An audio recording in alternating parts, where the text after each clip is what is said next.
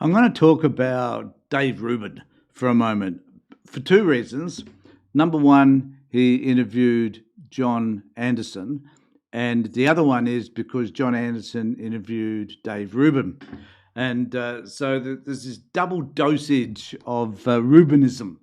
And I wonder what value someone like Dave Rubin has in this country, because he's just a right-wing friggin' lunatic.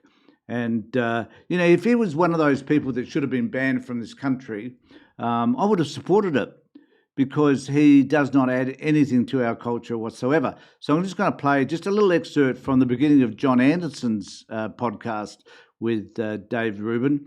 And you can see what sort of a person Dave Rubin is from just this introduction that John's used on his podcast, An Introduction to Rubin. You're male, you're heterosexual, you're white, thus you are bad. That's what culture was telling me. It's the most dehumanizing thing possible. So much of the hatred of the day is aimed at the young man. Why is someone being shot? A father, a husband, somebody loved by many, being shot a good thing? Reveling in the death of another human being is almost as cosmically evil as it could possibly be. If you leave young people with a world that's utterly meaningless, young people eventually are going to be starved for something. The Democrat Party that has become so radicalized, there's virtually no moderates in the party anymore. They are placating the radical Islamists by basically sacrificing the Jews.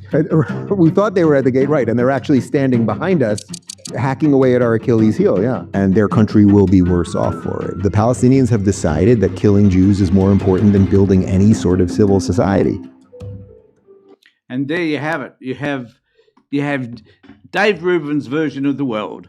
And it's a pretty apocalyptic view, I think, and needs us to be able to say, this is not who we are. We're not the this Americanized version of the world. Australia is different.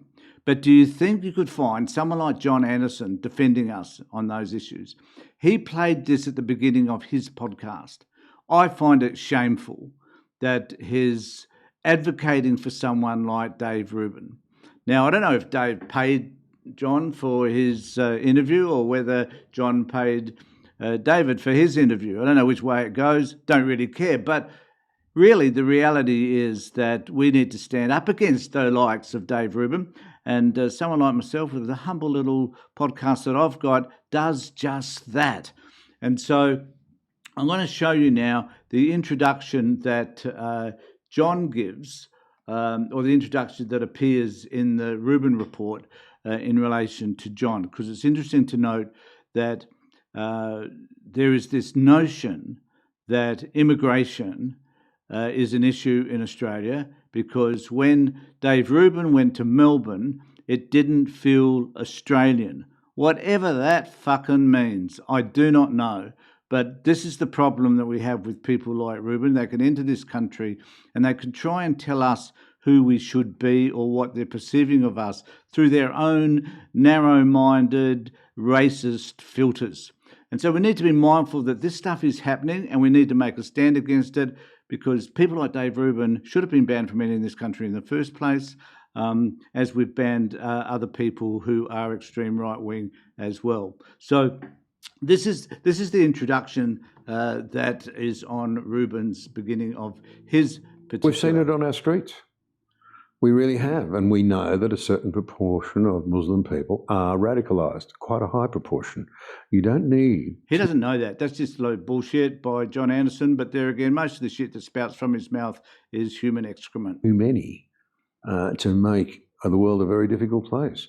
I mean, when you've got a serious religious leader in this city after October the 7th proclaiming that tears of joy are streaming down my face... Now, I need to add that this is the sort of thing that that Dave Rubin's audience love.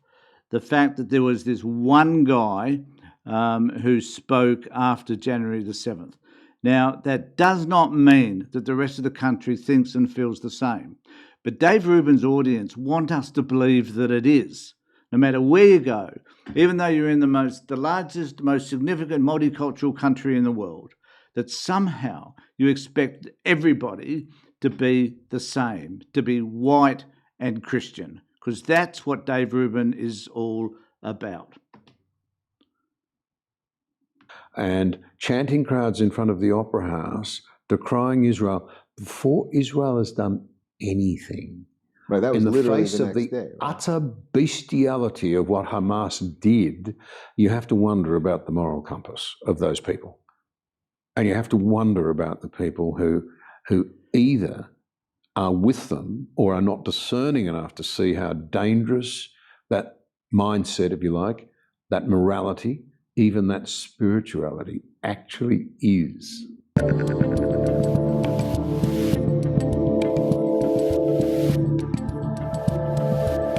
Talk to me a little bit more about what's going on in this country now, because I don't think my audience knows too much about it. It's rare that... Once you finish with us, Dave, they're going to know even less. I can assure you, after you've interviewed Tony Abbott and this bloke, perhaps you could come and have a chat to me and I'll give you a completely different perspective as to what a great country we do live in. It may not be the greatest country in the world because you guys think that you are, but it is a country of significance because of the type of people that we are and the sense of multiculturalism and acceptance and diversity, which is Australia. Something you, David, wouldn't have any friggin' idea about. I cover Australian politics. It's just, if I happen to be home right now and your current prime minister was there, I'd probably do a story or two, but we don't talk about it that often. No, because, and I always find that quite fascinating, because this sense of American exceptionalism is so dominant within your culture that if you ask 90% of people in America where Australia was, they could point us on a map, they couldn't find us. Because quite frankly, you are an ignorant group of people. You are. And people like Dave Rubin just continually can fuel that sense of ignorance. It blows me away. I just came from Melbourne, and it was very hard to get a feeling for the city. Listen to this. I find this really interesting. This is all I'll show you about Dave, but this is him deciding that the city was not white or Christian enough for him, I think. There was no feeling. My entire team, we felt this. We went out several nights. We were out and about. You couldn't figure out who the population was. You couldn't get a sense. I don't even know what that means, who the population was. The people that were walking around you stupid clown. The people that you saw, the people that served you in the shops, the people that refueled your cars, the people that took you into the hotels, that looked after you, that gave you food, whatever, that is who we are. Did you not notice anything about any of them? What did you expect to see in Australia when you first arrived here in the first place? Because I think either he had a completely different version of the world and was a bit bedazzled by the fact that we're not all white, we're not all Christian. There's a lot of Muslims and Jewish people and lots of other people from different faiths in this country, but none of them fit with this sort of version that he probably thought we were. And we were kind of joking. Where are the Australians? It just didn't seem. Where are the Australians? What is an Australian? You friggin' God! It's frustrating that he's such a moron. Like the Australians were there. There was a general sense of, well, it kind of felt like an American blue city. There wasn't a lot of homeless, I'll say that. But there was... A lot more than there was, though. Notice it was like a blue city in the United States, not a red city. So Melbourne is more, I don't know, does that mean they're more democratic? Does that mean that they're more mixed? Is that what he's saying here? That it's more like to be like what he would believe to be Black Americans, African Americans? Is that what he's saying here? And I said that to a few people who said that exact thing to me. Then there's this crazy stuff with the machete attacks and a bunch of other things.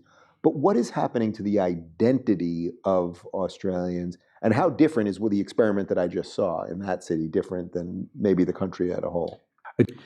So this is where John Anderson bores us to death by trying to make a comparison between Sydney and Melbourne. And John's got no idea. In fact, John doesn't push back against any of these things that Dave Rubin says. John Anderson accepts the version of a white Christian Australia. He has no considering he came from the Nationals, it's to be expected, but he has no real concept. as to the very country that he lives in and should be supporting. And the most disappointing aspect, I think, of this in the Tony Abbott interview is that they didn't stand up for Australia.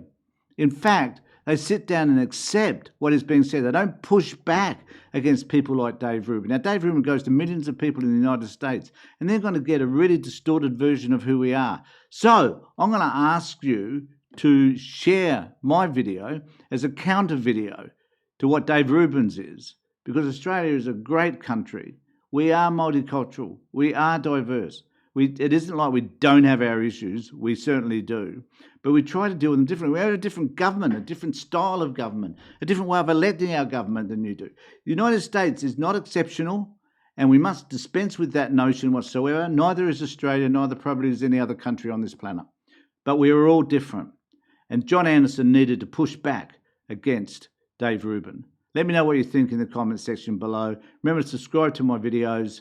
Make sure that you comment below and let me know what you think. I do read all our comments, and share my video as well.